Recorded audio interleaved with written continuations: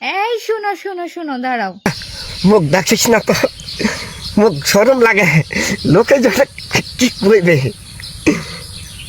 কেমন আছো? কেনে মুই কেমন ছু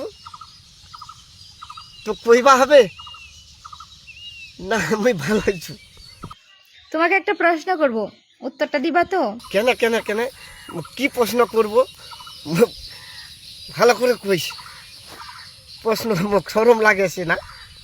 আচ্ছা, এই মুহূর্তে তোমার কি ফিল হচ্ছে? মুখ তো অনেক অনেক ফিল।